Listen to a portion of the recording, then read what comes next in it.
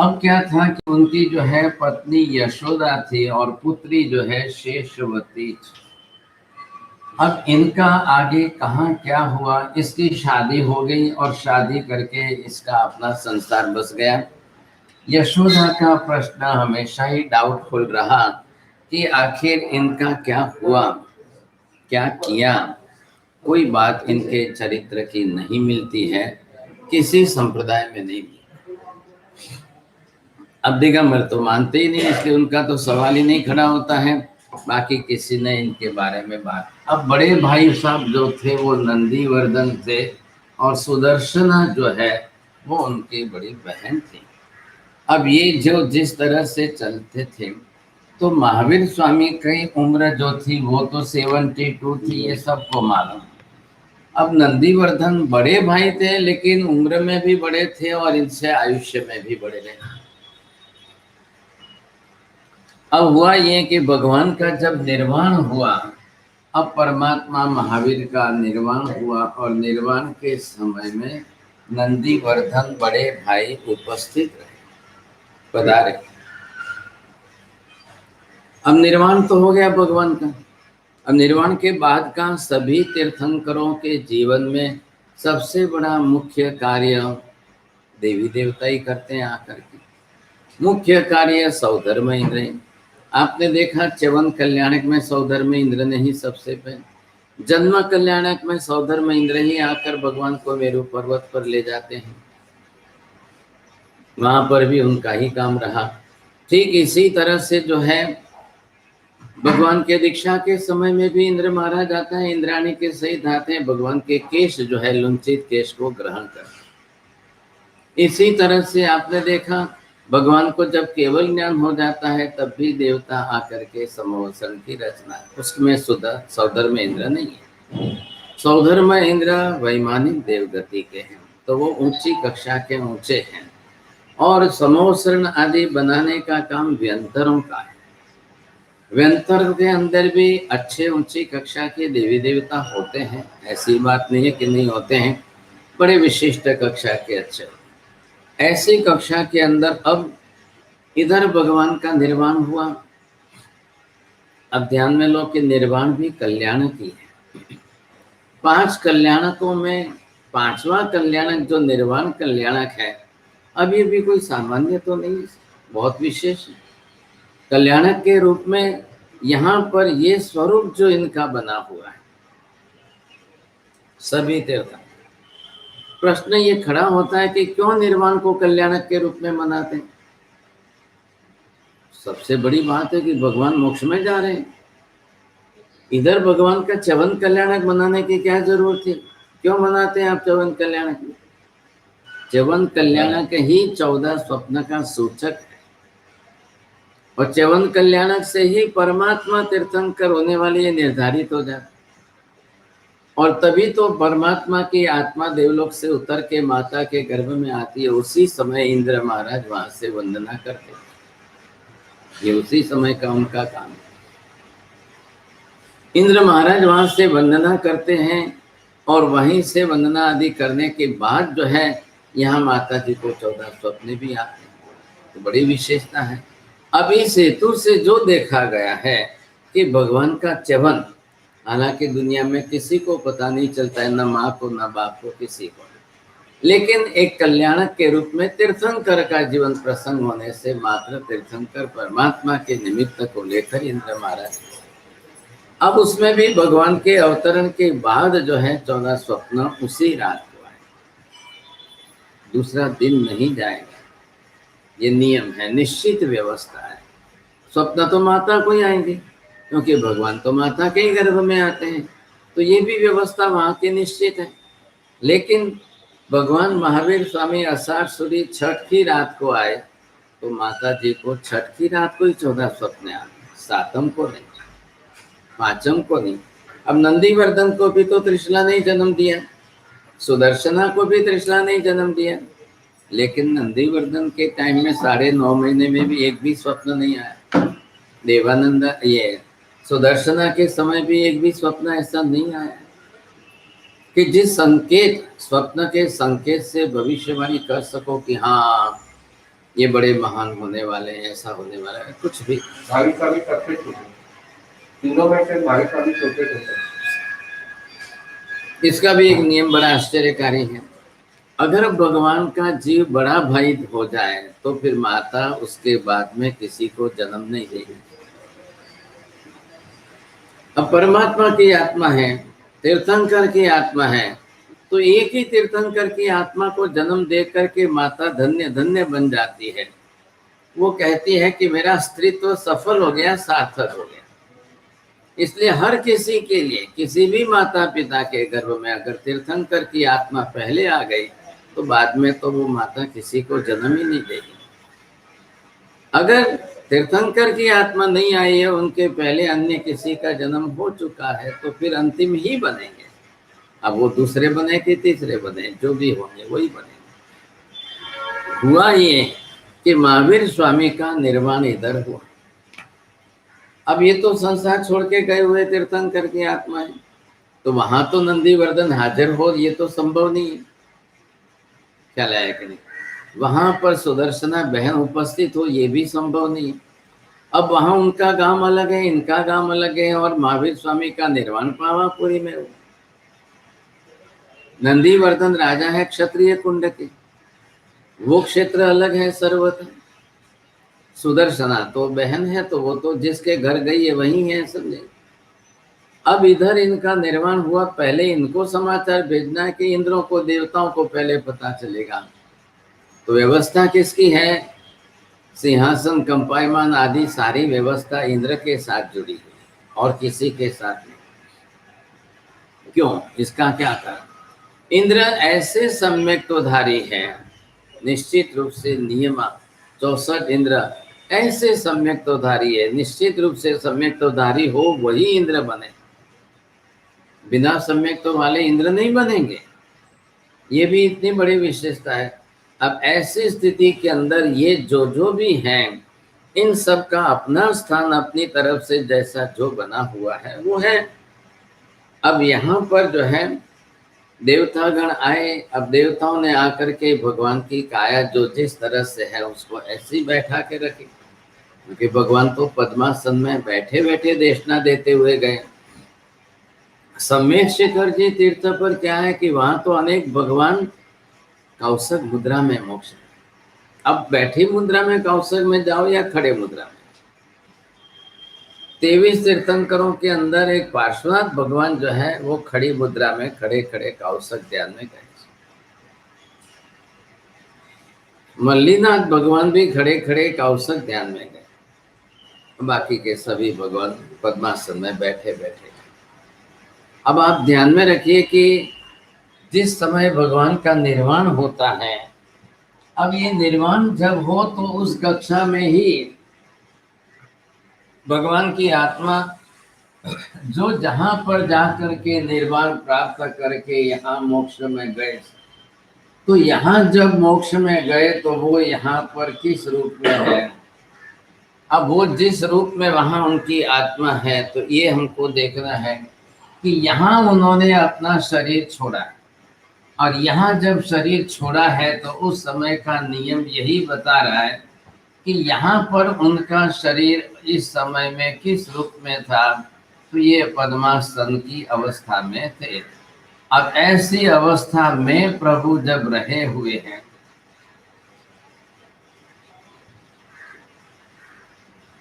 अब यहाँ से इनको आत्मा प्रदेश को घनीभूत करना है। अब ये आत्मा प्रदेश इनको घनीभूत करने से आत्मा के प्रदेश में बाहर से जो भी जो है जितने भी है उन सबको यहाँ से छोड़ करके एक समय में उनको जाना है। तो नियम ये बता रहा है कि अंतिम समय में मोक्ष में जाने के पहले लास्ट में भगवान जिस मुद्रा में जिस ध्यान में बैठे थे उसी मुद्रा की मूर्ति प्रतिमा बनती है। इसके सिवाय दूसरी आकृति की मूर्ति प्रतिमा नहीं बनती है। ये नियम हो गया। तो प्रतिमा जो बनेगी, मूर्ति जो बनेगी साहब, वो इस रूप में ही बनेगी। अब इसमें दूसरा विकल्प नहीं आएगा। ऐसी स्थिति के अंदर यहाँ भगवान तो है। अब भगवान महावीर स्वामी देशना दे रहे थे, तो देशना की मुद्रा कौन सी होती है? दाहिना पैर नीचे जमीन पर, दाहिना हाथ ऐसे प्रवचन मुद्रा में, बायां हाथ यहाँ पर है, बायां पैर यहाँ पर है, लेकिन दाहिना पैर नीचे रखेंगे। तो नीचे पाद पीठ बोलते हैं पैर रखने का, और उसके सामने गौतम स्वामी बैठे। बस गौतम स्वामी का पूरा ध्यान भगवान के चरण कमल पर ही रहता। बस भगवान के चरण कमल मैंने पकड़े हैं, मेरा कल्याण इसी में। सभी तीर्थंकरों के लिए नियम है। प्रवचन मुद्रा, देशना देते समय की जो प्रवचन मुद्रा है, ये प्रवचन मुद्रा है, और एक पैर नीचे रख करके बैठना है। लेकिन अब भगवान प्रवचन मुद्रा में है, तो प्रवचन मुद्रा की प्रतिमा नहीं बनती है।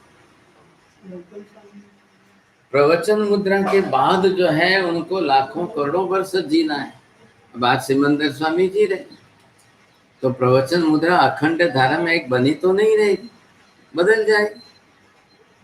लेकिन अब निर्वाण के समय में अंतिम मुद्रा जो बनी हुई है वो नहीं बदले। आत्मा प्रदेशों को घनीभूत करना मतलब शैलेशीकरण। अब वो आत्मा प्रदेशों को जो जिसको हम कहते हैं ठोस सॉलिड करना, अब वो कर दे साहब, उसमें आत्मा प्रदेश घनीभूत हो गए, उसके बाद में आत्मा शरीर छोड़ देगी। अब ये जो है, एक तो इनका कैसा था, सम चतुरस्र संस्थान था और सम चतुरस्र संग्रहण था। आ रहा है ख्याल में? संग्रहण संस्थान उनका जो सम चतुरस्र कक्षा का था, इसलिए भगवान वहां पर भी अब उसी आकृति में रहेंगे।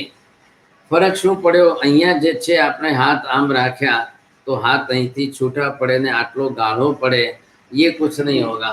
तो वहां पर जो है उनको ये शेप मिल जाएगा। बस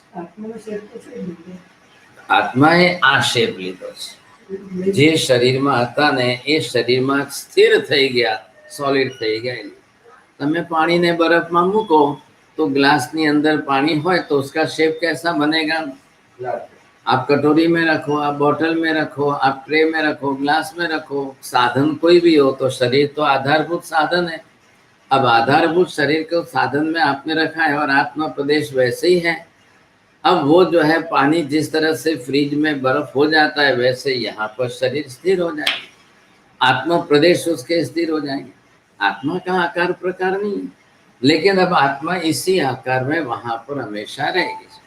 अब शरीर नहीं, अब वहां पर उनकी आकृति बदलेगी नहीं, स्थिरता उसी रूप में बनी रहेगी। अब जो जिस रूप में गए उस समय में, तो ये नियम बन गया कि प्रतिमा जो बनेगी, मूर्ति जो बनेगी, वो इस रूप में बनेगी हमेशा, सबके लिए। कोई भी भगवान, किसी भी भगवान की जो है मूर्ति प्रतिमा इसी, अब इसमें फर्क नहीं पड़ेगा। अब इसका क्या करना?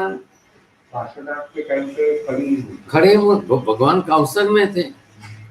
पार्श्वनाथ भगवान आषाढ़ सुदी आठम के दिन ही समय शिखर जी पहुंच चुके थे, और आषाढ़ सुद आठम के दिन शिखर जी पर गए तो वहां पर जो है बहुत बड़ी काली शिला थी और 33 साधु साथ में थे, और सबके बैठने जितनी जगह भी नहीं थी। तो नक्की कर लिया, भगवान बीच में खड़े रह गए और चारों तरफ जो है 33 साधु सब खड़े रहे। तो सबकी कौशक मुद्रा में थे। अब भगवान भी कौशक मुद्रा में, और कितने दिन? 30 दिन तक। अंतिम मासक क्षमण है, और मासक क्षमण चारों आहार के त्याग। अब ये चारों आहार का त्याग करके अनशन हो गया। ख्याल आया कि नहीं? आप एक बात ध्यान रखो, एक भी तीर्थंकर ने संथारा नहीं लिया, एक भी तीर्थंकर संथारा नहीं लेते। ख्याल आया? तो तीर्थंकर नहीं लेते, क्यों नहीं लेते? क्या जरूर है, क्या कारण है उनके लिए? लेकिन सभी तीर्थंकर जो है अनशन करते हैं, कौशक करते हैं, अपनम बोसिरामी करके सभी तीर्थंकर सर्ग मुद्रा में जरूर खड़े रहते हैं। अब उनको वहां दूसरा प्रश्न नहीं है। तो तीर्थंकर भगवान जो है 30 तारीख तमे महावीर स्वामी 12.5 વર્ષ उभा रहा कि नहीं? 12.5 વર્ષ ने 30 દિવસ में फरक કેટલો છે? अब 12.5 बरस के कितने दिन हो गए, और यहाँ तो 30 दिन है। અને 24 માંથી 20 તીર્થંકરો જે શિખરજી ઉપર મોક્ષે ગયા છે, બધા માસકમણ કરીને માસકમણની અંદર જ અપાણ બોસરામી કરીને ગયા છે. હા, હવે બધા જ ઉભા ગયા છે એવો નિયમ નથી, ખ્યાલ આવ્યો કે નહીં? પણ કૌશક મુદ્રામાં જવું અને આ જે છે ધ્યાન મુદ્રામાં જવું, બસ. પણ કૌશકમાં કરશે તો ધ્યાન જ, અને ध्यान मुद्रा ની अंदर स्थिति रहे तो आप पद्मासनस्थ मुद्रा है। ख्याल आएगा? अब आप ये सोचो, 8.5 करोड़ की संख्या में पालीतना पर फागण सुद 13 की फेरी के दिन मोक्ष में जाए। अब सबको बैठने जितनी जगह है, आप बैठो तो कितनी जगह जाती, खड़े रहो तो खाली 2 पैर के खड़े रहने की जगह। अब ये पूनम आ रही है, कार्तिकी पूनम, 10 करोड़ मुनियों की संख्या है। अब 10 करोड़ मुनियों की संख्या पालीतना के भूमि पर कहाँ खड़े रहेंगे, बैठने कहाँ जाए, बैठेंगे कहाँ? द्राविड़ ने वारी खिल्लजी नमी विनमी आदि 10 करोड़ की संख्या। अब हमारी तो बुद्धि काम नहीं करेगी, तो हमको तो शंका आएगी, नाना होतु हशे, नाना होतु हशे, एम करीने हम तो यही सोचेंगे। लेकिन ऐसा है कि उनका जो इतिहास और उस इतिहास की ये घटना के उस काल के अंदर इतने आत्मा एक साथ मोक्ष में गए, तो ये नियम हो गया। तीर्थंकर है, केवल ज्ञान पाया है, गंधर है, केवल ज्ञान पाया है, निश्चित रूप से मोक्ष में तो जाना ही जाना है। अब मोक्ष जाने की अंतिम मुद्रा अंति है। अब जैसे ही भगवान की आत्मा ने देह छोड़ दिया और देह छोड़ते ही सीधे मोक्ष में चले गए, अब शरीर तो टिकेगा नहीं, शरीर तो लुढ़क जाएगा, गिर जाएगा सब। ऐसी स्थिति के अंदर देवता गण आते हैं, पहला काम देवताओं का। और देवता जैसे ही आते हैं तो एक पालकी बनाकर भगवान को, शरीर को जो है पालकी में सजाकर स्थिर करके बांधते हैं। वही परंपरा रिवाज आज भी चल रहा है। आप सभी देखते हो कि शरीर जो है होने के बाद 2 तरफ से रस्सी लगाकर बांध देते, नहीं तो शरीर रहेगा नहीं, गिर जाएगा। मतलब आत्मा अंदर अपनी अनंत वीर्य शक्ति का उपयोग करके स्थिर रहना, दृढ़ रहना, गिरना नहीं, ये अभी हम कर सकते हैं। लेकिन जैसे ही शरीर आत्मा छोड़कर चली जाए तो शरीर गिर जाए। अब ये रख करके फिर बाद में सुबह में जो है नंदीवर्धन भाई साहब को समाचार भेजे।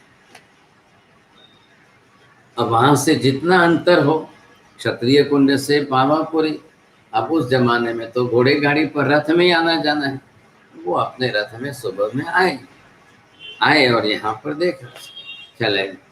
अब ये कहते हैं कि भाई सुदर्शना बहन तो नहीं पहुंच सकी थी, और नहीं भी आवे तो कोई फर्क नहीं पड़ता, नंदीवर्धन का आना अनिवार्य।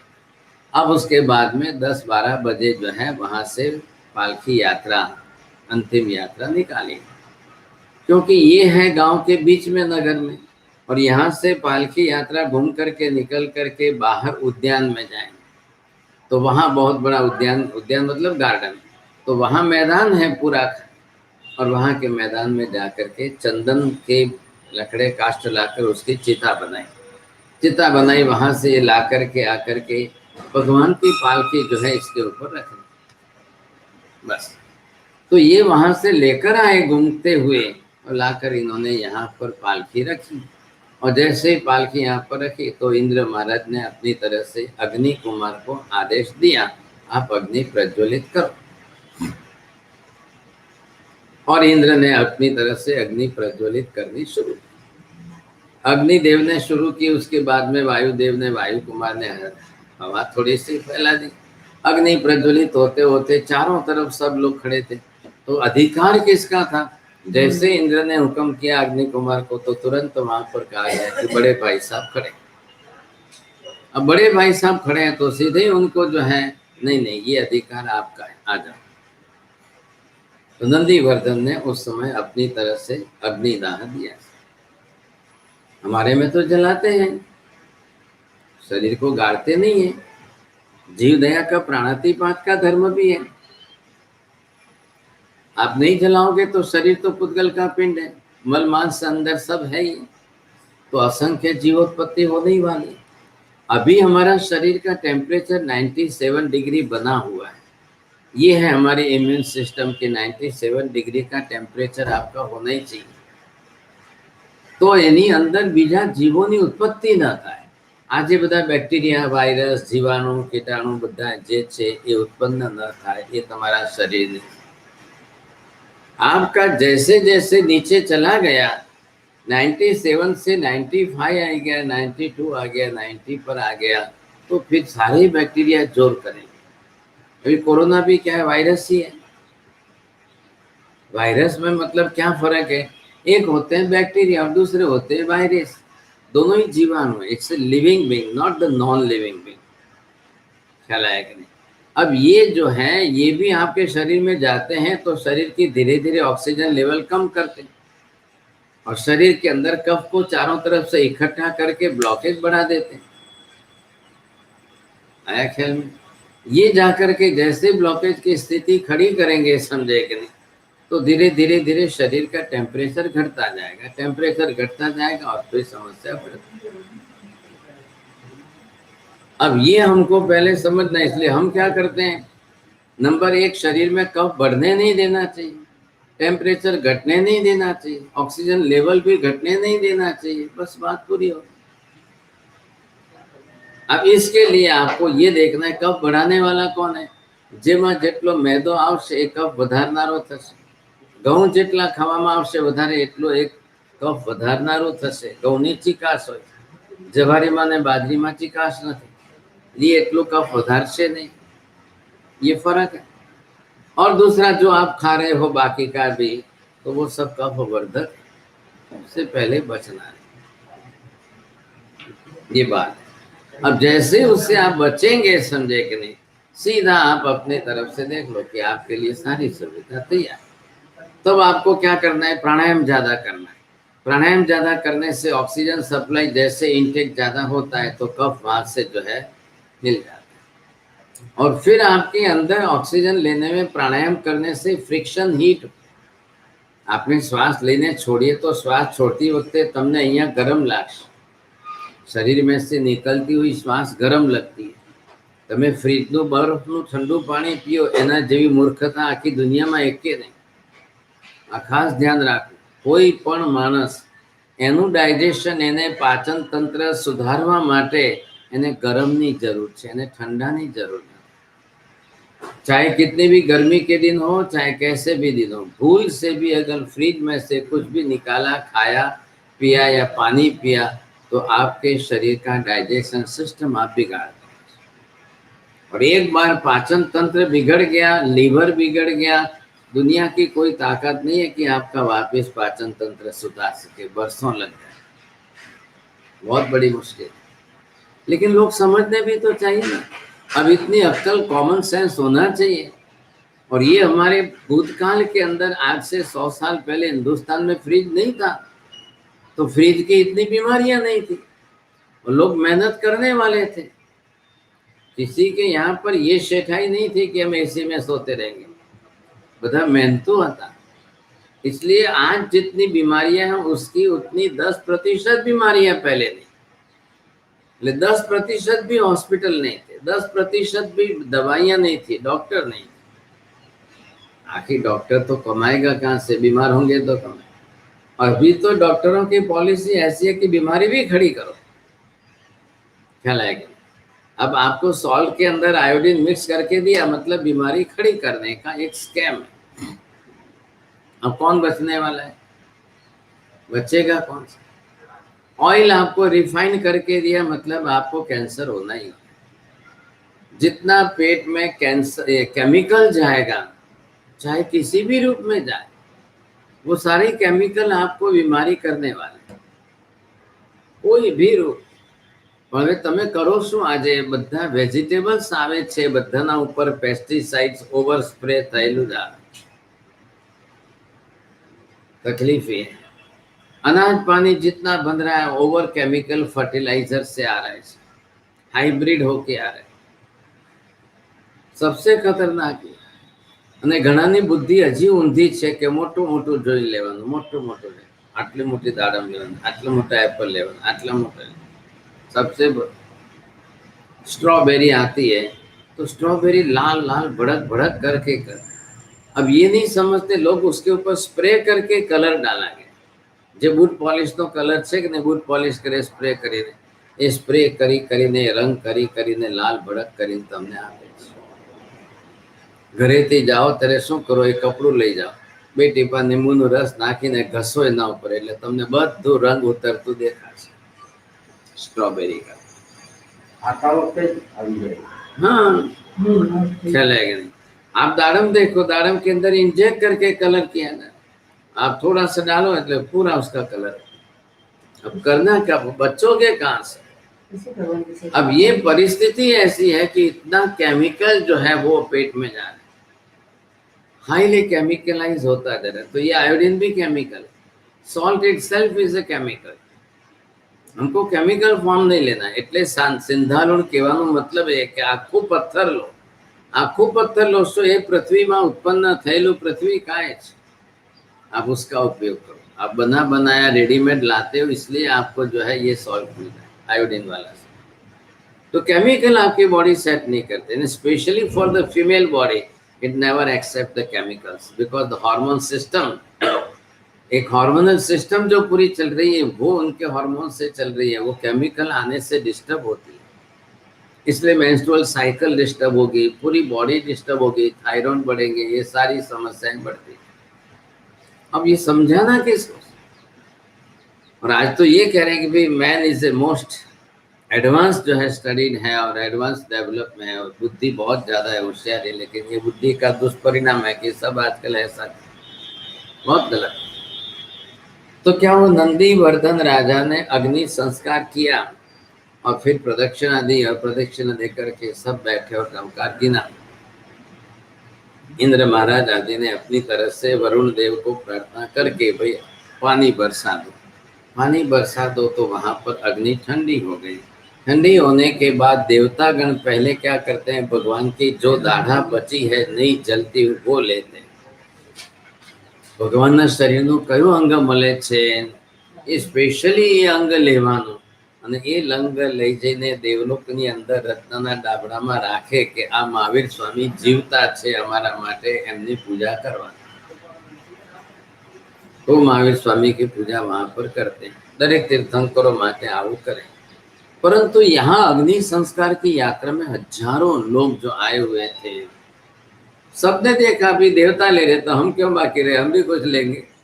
अब दाढ़ा तो 4 ही होती है, कोई इतने सब पब्लिक तो कहाँ से ले सकेंगे, सबको तो क्या मिलेगा, कैसे मिलेगा. ऐसी स्थिति के अंदर जिसने जो लिया तो पब्लिक, कॉमन पब्लिक ने वहां से जो है राख भी उठाई, मिट्टी भी उठाई, जमीन पर से धूल भी उठाई. और वो क्रम चलता लंबे काम तक टाइम तक चला. और उसके अंदर वहां जमीन में खड्डा हुआ. खड्डा होने के बाद कालांतर में बारिश से पानी भरा, उसके कारण जो है वहां पर तालाब जैसा बना. उसके मध्यवर्ती भूमि में नंदीवर्धन राजा ने अपने भाई की मेमोरी में, स्मृति के अंदर वहां पर ये पावापुरी का जल मंदिर बनाया. क्या है, पहले मंदिर बना तब तो नहीं था कुछ. कालांतर में धीरे धीरे धीरे बारिश बढ़ती गई, पानी जो है बढ़ता गया. उसके बाद तालाब बन गया चारों तरफ और बीच में भगवान का मंदिर. अब 2500 बरस से तो वही टिकता नहीं है. जीर्णोद्धार तो 1 बार नहीं, 4 बार 10 बार हो गए. अब वहां पर भगवान महावीर के चरण पादुका थी बस. और इधर गौतम स्वामी की चरण पादुका, इधर सुधर्मा स्वामी के चरण पादुका, 3 से. अब यहाँ पर क्या हुआ कि भगवान के निर्वाण वगैरह हुआ और अग्नि संस्कार वगैरह लास्ट में हो गया. तो वहां से नंदीवर्धन राजा बड़े उदास चित्त के था, बड़े उदास थे. वो वहां से निकल करके अपने घर आए, पण आखो दिवस एक दाणो ચાખી ન શક્યા ને પાણી સુદ્धा પી ન શક્યા, કેમ કે અગ્નિ સંસ્કાર કરવામાં જ 12-1 વાગી ગયા. હવે પછી આખો દિવસ બસ એ ચિંતામાં હતા, કારણ એક ભાઈ તરીકે સગા ભાઈનો પોતાના નાના ભાઈ પ્રત્યેનો એટલો પ્રેમ, એટલો સ્નેહ હતો. પણ હવે ઉંમરમાં પોતે મોટા હતા. ખ્યાલ. तो उन्होंने भाई साहब का इतना स्मृति बनी रही, तो ये उदास थे, मन में थोड़ी उदासीनता थी. लेकिन पूरा दिन निकल गया, धीरे धीरे धीरे समय बीत गया. और ऐसी स्थिति में शांति से दिन पूरा बीता. तो दूसरे दिन અમાસની રાતે થયું નિર્વાણ, એકમના બપોરે થયું અગ્નિ સંસ્કાર, બીજના દિવસે સુદર્શના બેને પોતે भाईने बोलावे। अब देखो हिंदू धर्म के अंदर भाई बीज एक अलग परंपरा है और जैन धर्म के हिसाब से ये परंपरा है कि नंदीवर्धन बड़े भाई है। अबे महावीर स्वामी 72 ना थया तो नंदीवर्धन 76 के 80 कहीं तो हसे न। अब ऐसी स्थिति में बड़े भाई साहब के मन में से दुख और शोक संताप निकालने के लिए बड़ी बहन थी, मतलब नंदीवर्धन से भी बड़ी होगी, तो वो तो 80 के ऊपर होगी। तो उन्होंने जो है भाई साहब को बुलाया कि आप एक दिन हमारे यहाँ पधार जाओ, थोड़ा सा एटमॉस्फेयर भी चेंज हो जाएगा, थोड़ा वातावरण बदलेगा और आप यहाँ पर आएंगे, बैठेंगे। तो बहन ने भाई को बुलाया तो स्वाभाविक है कि स्वागत तो करेगी, समझे कि तो जनरली भाई कहाँ बहन के यहाँ पर जाता है, लेकिन जब आए हैं तो उसके बाद में उनका स्वागत किया है। उनको पहले जो है बातों में चल करके थोड़ी अनित्य शरण की बातें करके और अंत में जा करके भाई साहब को जो है आहार भोजन कराया। वो दुखी थे मन से, लेकिन बहन बड़ी है तो समझा बुझा करके खिलाया पिलाया। इतने नहीं कि भाई बीजना दिवसे बहनने ત્યાં જઈ અને જમ્યા, એટલે भाई बीज नामથી पर्व व्यवहार थयो, समझाया कि नहीं। अब आप इनके यहाँ हिंदुओं में जाओ तो वहाँ पर जो है छठ, अब ये पांचम के बाद की छठ आएगी तो उनका रिवाज उनके हिसाब से अलग है। वहाँ पर पत्नी चंद्रमा के सामने दृश्य रख करके पति के लिए दीर्घायु की कामना करती है, ये उनका वहाँ पर मुख्य हेतु है। जैन दर्शन के अंदर कुछ व्रतों और त्योहारों के पीछे भी धार्मिक कारण भी अलग अलग प्रकार के बने हुए हैं। तो यहाँ पर जो है सुदर्शना बहन ने जिस तरह से नंदीवर्धन भाई को अपने घर बुला करके जिमाया और भोजन आदि कराया, और इसमें से बड़े भाई साहब के मन में से शोक संताप घटा है।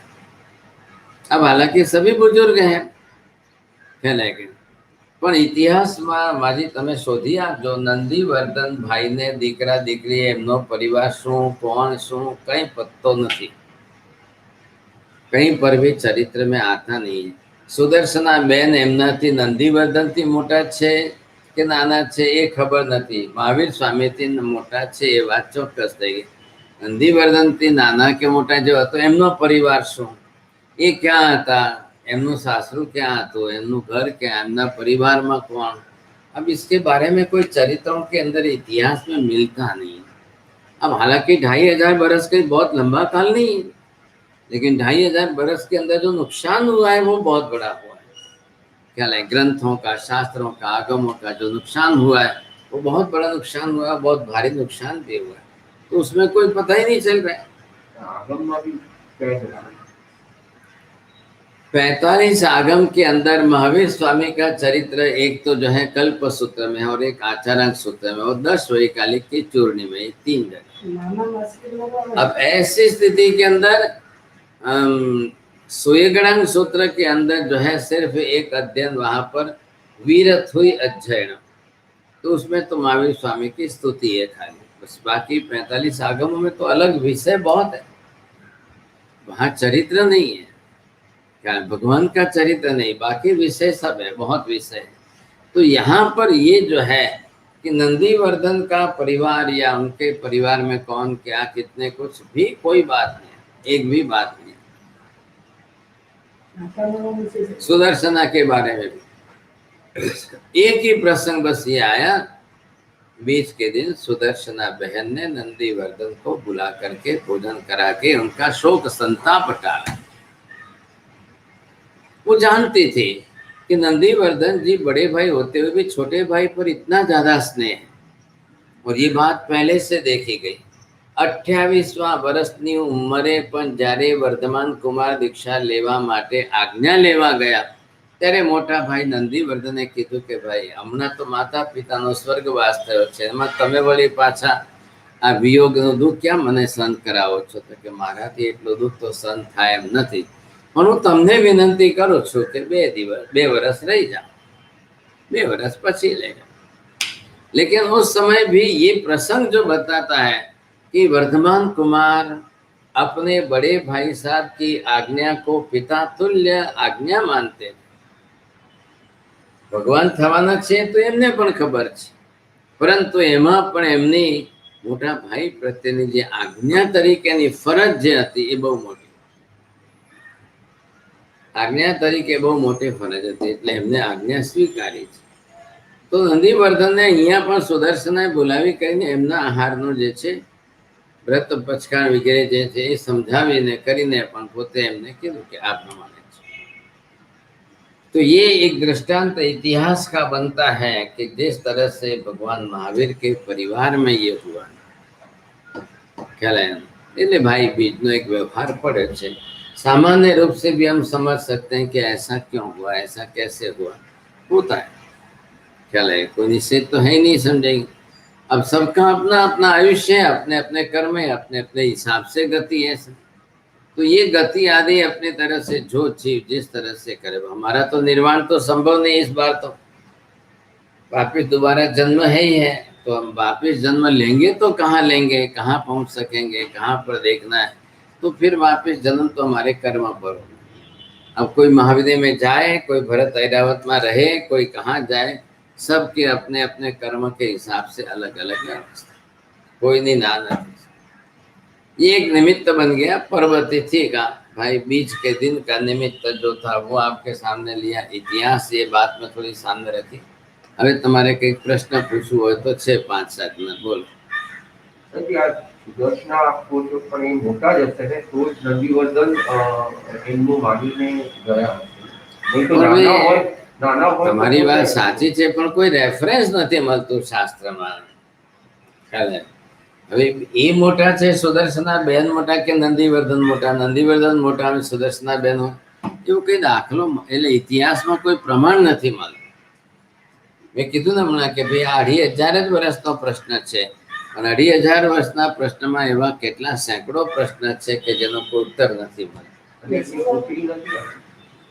હા, એ પણ નથી આવી, એ તો હતી જ ને, એને તો પરણાવી છે એટલે એ તો એમના સંસારમાં ત્યાં નથી આવી. હવે એ પુત્રી તો હવે ક્યાં હોય ને, ક્યાં પરણેલી હોય ને, ક્યાં રહેતી હોય, પણ ત્યાં અહીંયા હાજર નથી. અહીંયા નંદીવર્ધન હાજર છે એટલે સુદર્શના પણ હાજર નથી. મેં તમને હમણાં તમે મોડા આવ્યા, પણ યશોદા માટે તો ખાલી એક જ લીટી આવે છે, દોઢ, એક પણ નહીં, કલ્પસૂત્રમાં 1.5 લીટી છે કે ભાઈ મહાવીર સ્વામી સાથે પાણી ગ્રહણ થયું, પણ પછી શું થયું પતો નથી. ક્યાંથી છે, કયા દેશની છે, કયા રાજાની દીકરી છે, 2 લાઈન એમની મળે છે, ખ્યાલ આવ્યો. 1.5 લાઈન સમજો ને, 1.5 લાઈન એમની મળે છે, 1.5 લાઈન મહાવીર સ્વામી વિશે. બસ યશોદાની સાથે પાણી ગ્રહણ થયું ને પછી એમને દીક્ષા લીધી, અને પછી ભગવાન જે છે આ બાજુ સાધના કરવા ચાલ્યા ગયા, પછી નિર્વાણ થાય છે ને એમનું કેવલ જ્ઞાન થઈ જાય છે.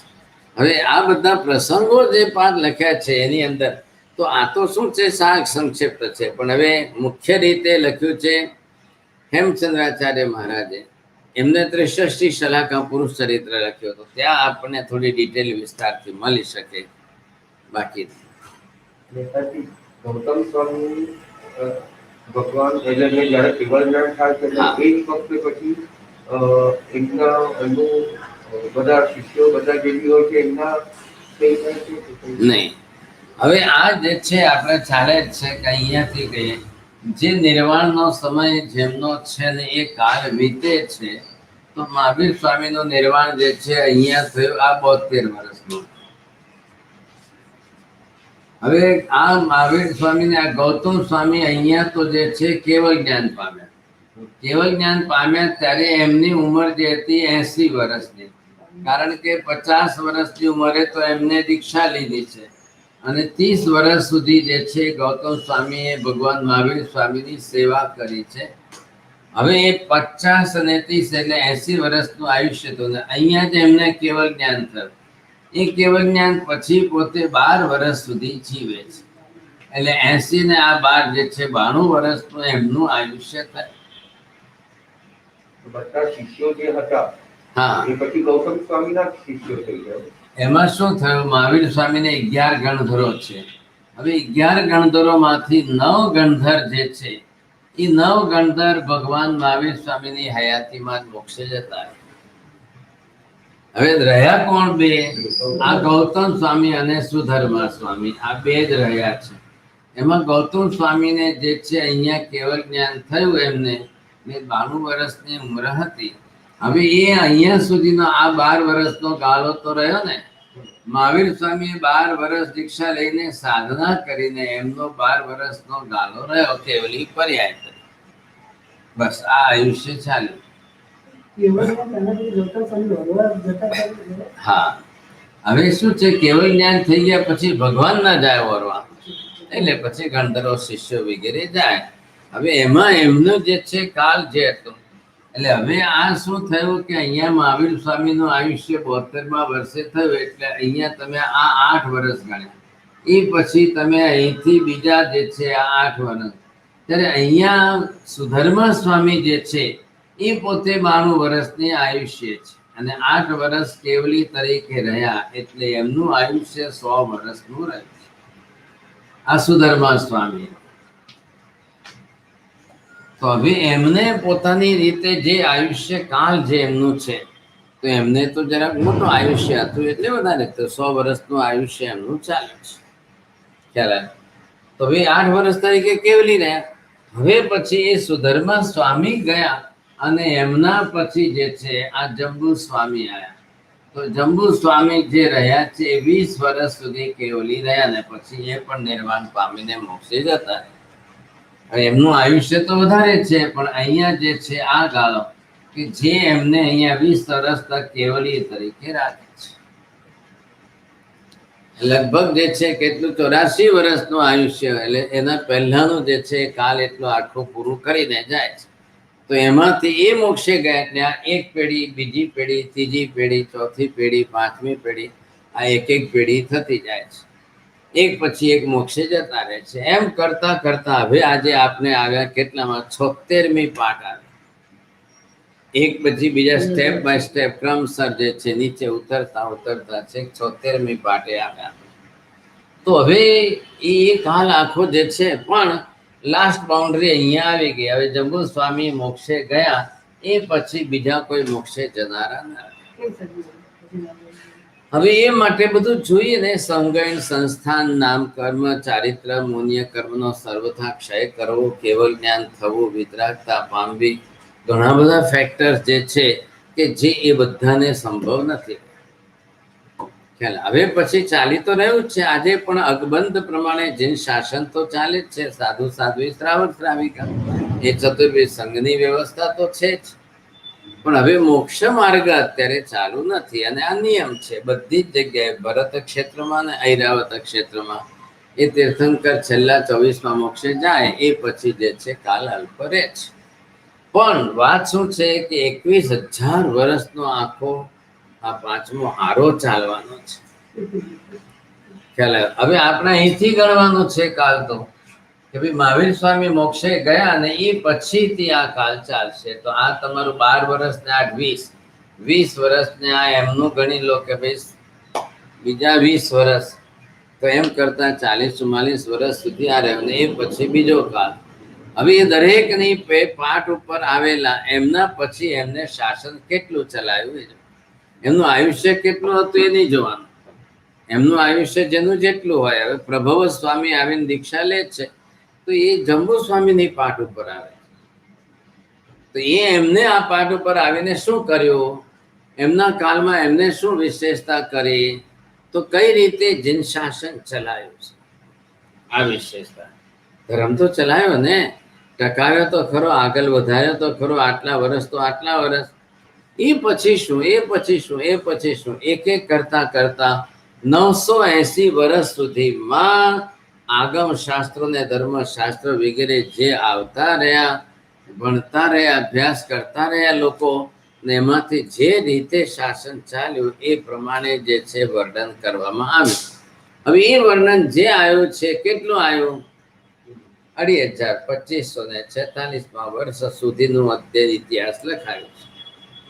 હવે આગળ શું? તો કે ભાઈ આગળ તો પછી જે કાળ જેવો આવશે અને જે સમય જે પરિસ્થિતિમાં જે કંઈ બનશે, થશે, રહેશે, કરશે, એ બધું તમારા ઇતિહાસમાં જાણવા આવશે. હવે 21,000 વર્ષ સુધી શાસન કેવી રીતે ચાલશે? શું આજે જેમ આપણે આ પેઢીઓ ચલાવી છે એવી રીતે 21,000 વર્ષ ચાલશે? તો ક્યાં ચાલશે તો ખરું, એક પછી એક કોઈ ના કોઈની પેઢી પાઠ પરંપરામાં આવશે તો ખરા, પણ એમની વિશેષતા શું રહેશે? હવે પછીની એમની વિશેષતા શું રહેશે એ કઈ કહી શકાય નહીં. સમજ એ વાતું નથી કઈ. એટલે હવે પાંચમો આરો છે, પંચમ આરાનું કલયુગ છે, એ પ્રમાણે સમજીને ચાલો કે બધા જ કોઈ સારા વાના તો નથી, સારા સંકેતો પણ નથી. એટલે ઘણી વખત અશુભ સંકેતો અને અશુભ નિમિત્તો ઘણા વધારે રહે છે, એ પણ વાત એટલી સાચી સમજ. ચાલો કાલે ફરી આપણે આ સ્તવન આગળ દરેક ભગવાનના જે પરિવારના હોય, મુખ્ય ચાન્સ તો એમનો જ છે પારિવારિક નિમિત્તોમાંથી, અને કોઈના પરિવારમાં ન હોય એવો હજી સુધી કોઈ દાખલો બન્યો નથી. નહીં તો ઇન્દ્ર મહારાજ તો આવે જ છે. ખ્યાલ આવ્યો? અધિકાર ઇન્દ્ર મહારાજનો નથી, એ વિધિ ને ક્રિયા બધી પાલખી રચના અને પાલખીમાં ભગવાન પ્રતિમા બેસાડીને લઈ જવાના અગ્નિ સંસ્કારની યાત્રા કાઢે, એ બધામાં સહયોગી થાય છે. પણ સૌથી વધારે કરવું પડ્યું ઇન્દ્ર મહારાજને આદેશ્વર ભગવાન માટે. એમના કાળમાં બધાને નવી શરૂઆત હતી, પહેલવેલી શરૂઆત છે, ખબર જ કોને કેટલાને છે, કોણ જાણે છે. એટલા માટે થઈને જે છે આદેશ્વર ભગવાનના કાળમાં આ બધી મોટી વ્યવસ્થા કરવી પડે.